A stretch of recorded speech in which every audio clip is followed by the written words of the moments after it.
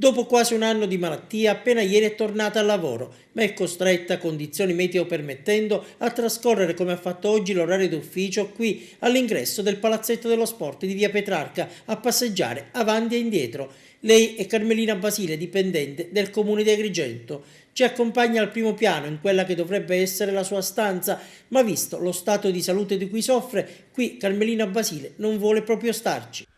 Io non credo che questa sia una stanza dove una persona si possa adattare, infatti mi sto adattando stando fuori a passeggiare, ho comunicato all'ufficio personale che ho ripreso benissimo servizio ieri e che sto prendendo servizio giù nell'atrio attendendo che trovino questa benedetta situazione perché 11 mesi io ritengo che siano stati più che sufficienti. Il suo calvario inizia nel 2001, quando in servizio presso gli uffici dell'allora circoscrizione del villaggio Mosè viene aggredita fisicamente. Uscendomene con un grave trauma cranico e una grave depressione, da cui mi è stata riconosciuta una causa di servizio che dice che posso prestare servizio in degli uffici arieggiati e che non sia più a contatto con l'utenza.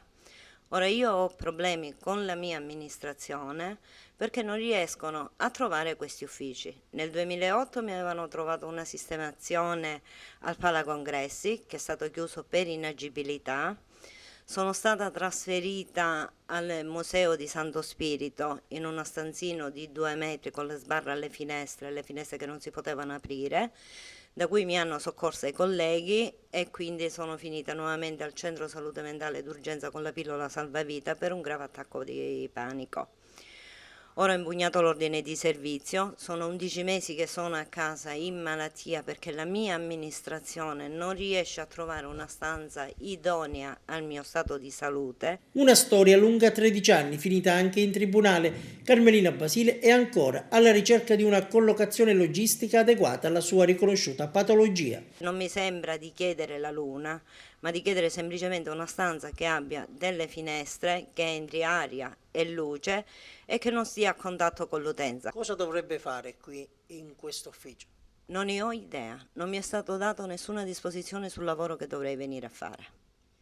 Ha avuto modo di parlare con il sindaco Zambuto? Purtroppo no, perché il sindaco in questo momento è stato molto impegnato e quindi non è stato possibile potermi ricevere. Come pensa di muoversi a questo punto? Non lo so, continuo a restare qua in servizio, passeggiando fuori, nell'attesa che il comune prenda atto della situazione e trovi una stanza idonea, perché questo credo che non sia agibile. L'ASL a cui mi sono rivolta mi hanno detto che per intervenire per la tutela del lavoratore dovrei fare un esposto che intendo fare in questi giorni.